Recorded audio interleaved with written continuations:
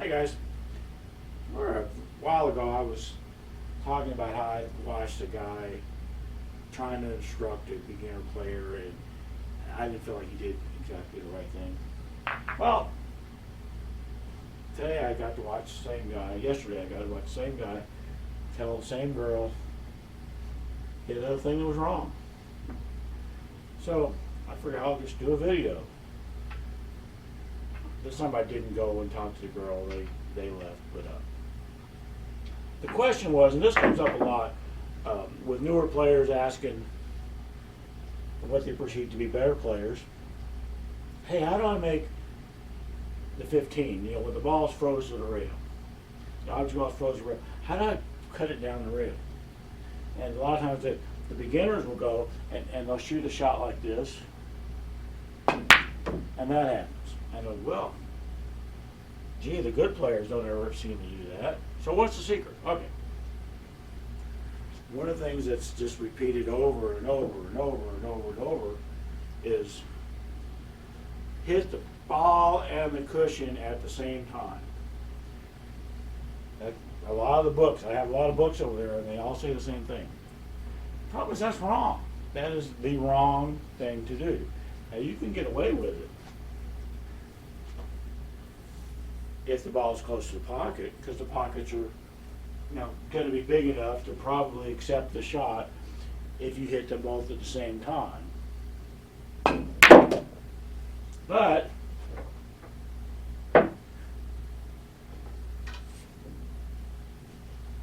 put the ball back here, and it's no longer any good.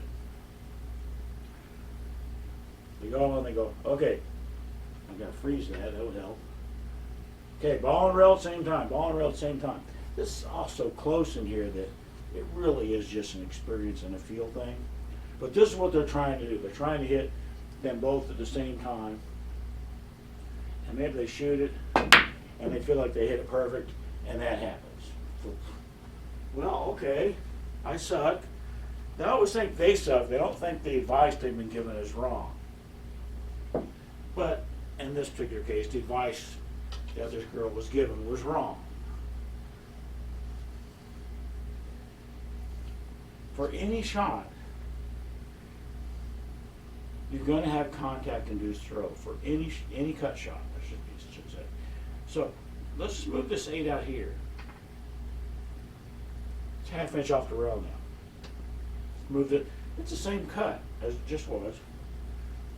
Anybody that's been playing pool long enough knows that there's going to be contact-induced throw. You have to cut the 8 a little bit more than what it looks like. You can't hit this spot directly across from the pocket. If you hit that spot directly across from the pocket, contact-induced throw is going to push the 8 into the long rail. So you have to basically overcut the 8 a little bit to get it to go in. So, this is so, I'm not aiming the ball here instead of in the pocket. Subconsciously, I think that's exactly what I'm doing. Get on the shot, and you play long enough, and you just kind of go, okay, well, now I know how to make that shot, and this looks right, even though some impartial observer, like standing over my shoulder looking, would go, well, hell, he's going to overcut that shot. But if that impartial observer knows about contact-induced throw, they might go, oh yeah, that's good. That looks like it's going to go right in the hole, and that's what it's going to do. It's go right in the hole. So same exact thing. If the ball's froze, if the object ball's froze to the rail, have to overcut it. But Dave, you might say, you can't overcut it because there's a rail there, there's a cushion there. The thing is, the cushion compresses. So the secret to this kind of shot is to hit the cushion just a little bit before the object ball. That way, the cue ball is coming in, compressing the cushion. Then it hits the object ball, which is effectively overcutting the object ball a little bit contact induced throw makes it go in. Now after all that yammering, let me see if I can do it. Again, I'm not aiming to hit the cushion a little bit first. It's just, in theory, 40 years of experience is what's going to make this happen. In theory. So, if anybody hears that and they go, no, that's bullshit, well, it's not bullshit, but let's put a ghost ball there. Both these guys are frozen. So this 10 is hitting the cushion and the 15 at the exact same moment, which is what the book's saying, what a lot of, I don't think people are lying when they try to tell somebody, oh, you hit them both at the same time. I don't think they're lying. I think that's probably what they think they're doing because it's so damn touchy and stuff in there. But it's wrong. So what I'm going to do is I'm going to hit this 10 dead in the face. Shouldn't matter, right? I'm hitting the cushion and the 15 at the same time. If I hit this 10 dead in the face, that 15 should go in the pocket, but that 15 is not going to go in the pocket. That was a good shot. What happens is, even though they're hitting at the same time, this ball wanted to move this way. This ghost ball, 15 ball in this case, wanted to move that way. As it did that, it compressed the cushion a little bit. And when it did that, it put some contact-induced throw on the object ball, and there's a cushion there, so it made it bounce off. Made it bounce off and not go in. Now what I'm going to do is I'm going to take my little setup here. Now instead of these two balls being frozen together, I've got maybe 3/16 of an inch difference between those two. But obviously you can't tell from there. You just have to, I guess, believe me. Actually, I'm going to do it just a little bit more. So let's just call that a 1/4 inch. I've got a 1/4 inch between the 15 and the 11. And once again, I'm going to hit the 15 dead in the face. It's hitting the cushion first. It's going to compress the cushion. Then hit the 11, which is effectively overcutting the 11. But contact-induced throw is going to push it back towards the pocket. In theory, hopefully, that's what's going to happen. Just like that. It's easier to tell somebody, hey, how do you make that shot? It's easier to tell them, oh, just hit the cushion and the ball at the same time. It's wrong, but it's easier to tell them that. And the thing is, if I want to tell them, okay, hit the rail just a little bit before the 15. It seems like it's harder to do that, to whatever, aim that and all that. It's really not. There's so little difference in there. It just comes with experience. There's so little difference that telling somebody to aim to hit the rail first, the cushion first, and telling them to hit them both at the same time, it's kind of the same amount of difficulty. It just sounds harder to say hit the cushion first. In reality, as I've already said, it comes down to just experience and practice at these kind of shots. You get all these kind of shots, and if you know how to make them, and you get lined up and you're going to shoot it, in reality, if you're lined up correctly, you're going to hit the cushion a little bit first. You're going to, even though you might think, oh, I'm hitting them both at the same time. If you're going to make the shot, you're going to hit the cushion just a little bit first, even if you don't think you are. That's all I want to say about that. I'm going to do some more things about balls stuck to the cushions, because I think it's important. And this video is kind of short, so we'll just lengthen it out. I'll just add some more shit to it as I think of it. Bye, guys. Hey, I thought of something else. So, on most tables that have cloth that's more than a couple days old, you're going to have a little worn spot in the Simonis in this case, the felt, the cloth, running along the rails. I've heard it's called a rail track, I've heard called a rail groove. I usually call it a rail groove. For me, this is kind of easy to see on this table, but I don't think the camera picks it up very well. This cloth is in fairly good shape, but it is 5 months old. What I have is it's essentially a series of divots that just makes a continuous line all the way along all the rails, and that's because you just shoot pull, and every time the ball hits the cushion, it gets driven downward a little bit because the equator of the object ball is lower than the nose of the cushion. If it wasn't, say the nose of the cushion was right at the equator of the balls would be doing this every time they hit it. So we don't like that. So every time it hits, it gets driven down just a little bit.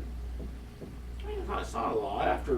If you didn't recover your table for several years, this is probably the part that would get holes in it and you could see your slate. It's like, if I just went like this, pretty lightly, but if I did this long enough, well, I guess if I did it long enough, I could drill to the core of the earth, but I'm not going to go that far. So you get this rail groove, and in some cases, this can help. If a ball, I'm trying to, like, sometimes if a table's not perfectly level, but we're talking really, really, really, really close to level, the ball can get in this groove and kind of, well, like a train going down a railroad tracks. If I roll this, I'm kind of watching it. It leaves the rail, just left the rail right there, left the cushion, and then came back. It just kind of now that's too hard there. It's got to be a pretty soft shot. That's a horrible shot. There we go. So I can watch it. It's not rubbing the rail all the way down. It's coming off and going back, coming off and going back. This can be helpful in some cases. In some cases it can suck. One of the cases where it can suck is along the side pockets. Now look at this rail groove. It runs parallel and then it curves in. It runs parallel and then it curves in. So if I have a shot that I want to hit softly for whatever reason, I'm going to hit this shot very softly, and the rail groove is deep enough. No, that was a bad shot. That was a bad shot. What I'm trying to, I don't even know if I can demonstrate it on this table. No, I can't. It's not deep enough. But on some tables, like a lot of our tables, you'll see, if the ball's hit softly, it'll come along here just like a train down the track, just awesome. But then it'll hit that little curve. And that can be enough to make it hit this point. Like this. Not a good thing. If you're playing one pocket and you're trying to hit a ball down the rail into your pocket, and instead it comes along here and hits this point, guess which direction it's going in? Not good. Not good. The corner pockets also have these curvatures, and that's one of the cases where they can be a little bit helpful. This is not stuff that I don't think players really make use of this. Like, oh heck, if I shoot this soft, then the rail groove will help guide it into the pocket. But it is something around the side pockets that I think people kind of have to be aware of. That it can cause the ball to deflect and hit the far point. It can do that. Now, late 80s, everything I say is late 80s. You ever notice that? I can't narrow it down any better than that. I was playing in a tournament in Omaha. It was a league tournament. There were bar boxes. And we figured out that not only did you have a rail groove, but the slate, like right here in front of the side pockets, had been shaved. Whereas like on this table, it comes across, it's flat, and then it drops down. On most tables, that's what happens. But on these tables, and the only ones I ever saw, I don't remember who made them, but they were shaved out maybe a couple of inches to where there was a slant. And what that meant was you could shoot a shot like this, and we did it to convince ourselves that we had good enough speed control. We could shoot a shot like that, and we hit that slate, that shaved part of the slate, and drop in. Not at that speed, you know what I'm saying? Kind of annoying. Bar owners, would do that, or they would order tables with that specification because they want people to make more balls and play more games and spend more money on the tables. That's what we kind of reasons they were trying to do. And it's never going to happen here on this table because I don't have the shaved slate and my rail grooves aren't that deep. I'm not even going to hit this point. There's another thing some tables, these 2 points will not be lined up. It will not be exactly in line with each other. One might be sticking out further than the other one. This is something I think you kind of have to figure out when you ideally, if I'm going to play in a tournament on a table that I've never seen before in my life, I'll freeze 2 balls and make sure that goes straight down the rail. Doesn't hit this point. Then turn around and do it the other way and make sure that other point isn't sticking out.